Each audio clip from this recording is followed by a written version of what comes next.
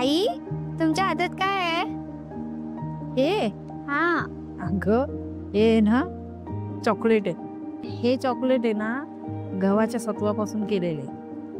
म्हणजे चिक असतो ना, ते कोडायचा चिक असतो की नाही, तो मी वाळवून ठेवला होता. मी वर्षभरासाठी वाळवून ठेवत असते आणि त्याच्यापासून हे चॉकलेट केलेले. ह्या चॉकलेटमुळे माहितीये 12 वर्षापूर्वी माझा पहिला नंबर आला होता 50 बायका. आणि जेव्हा का अनाउन्स झाला 3रा नंबर 2रा नंबर आणि पहिला माझा म्हटल्यावर मी एकदम शॉक. म्हणून आज मला आठवलं, म्हटलं चला आज आपण आहे ना हे छान याच्यापासून चॉकलेट तयार करून दाखवूया.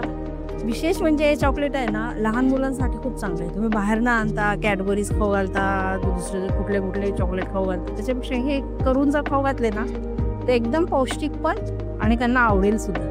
त्याला आज सुरू करूया. त्याच्यासाठी आहे ना आपल्याला 4 चमचे कोडायचा चिकापासून काढलेलं सत्व घ्यायचं. आपण एक पेस्ट तयार करायची. किती पाणी घातलं? अंदाजे घालायचं. असं काही नाही आहे की किती पाहिजे किंवा काही. जेव्हा अशी पेस्ट तयार होईल अशी पाणी घालायचं. त्यासाठी 3 चमचे साखर, स्ट्रॉबेरी इसेन्स, थोडंसं तूप. तर पहिल्यांदा कढईमध्ये 3 चमचे साखर घ्यायची.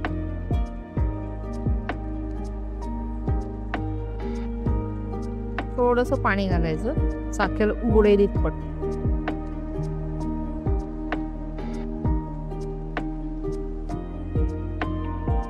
काय करताय का तुम्ही? हा थोडंसं साखर सरस त्याला हलवायचं.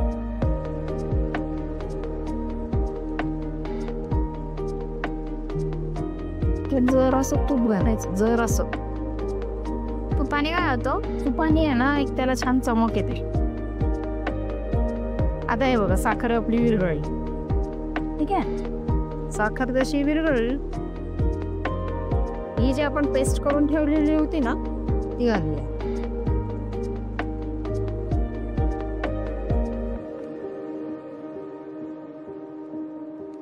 आणि 4 थेंब इसेन्स घालायचं स्ट्रॉबेरी.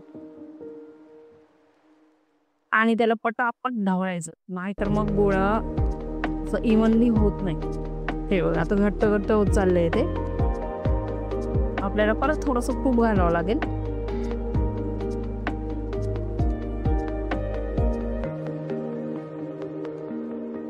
या स्टेजला आहे ना परत थोडंसं तूप घालायचं.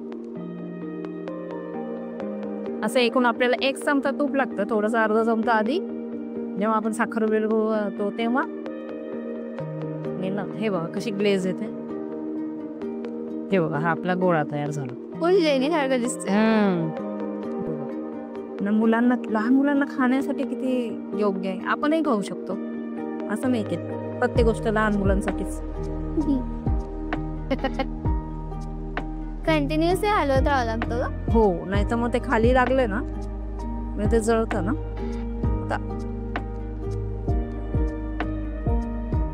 हा झाला आता आपला गोळा तयार. हा थंड झाला ना की घट्ट होईल. हे बघा आता आपला झाला गोळा तयार. गोळा आहे बघा असा एकदम फ्लफी होऊन जातो आणि हाताला विशेष चिटकत पण नाही, काही नाही. मग आता त्याचे आपण छोटे छोटे चॉकलेट तयार करू. हे बघा आज मी हे छोटे छोटे त्याचे चॉकलेट तयार करू. हे कसे छान दिसतात आहे की नाही? खूपच छान दिसतात. पलेरो सारखे दिसतात. हा पलेरो सारखे. आणि हे बघ फ्लफी टिक टिक. ते जे मी तुम्हाला चॉकलेटचे गोळे दाखवले होते ना छोटे छोटे, ते मी असे रॅप केले आणि असे डेकोरेट केले. कसे वाटले तुम्हाला हे सगळे?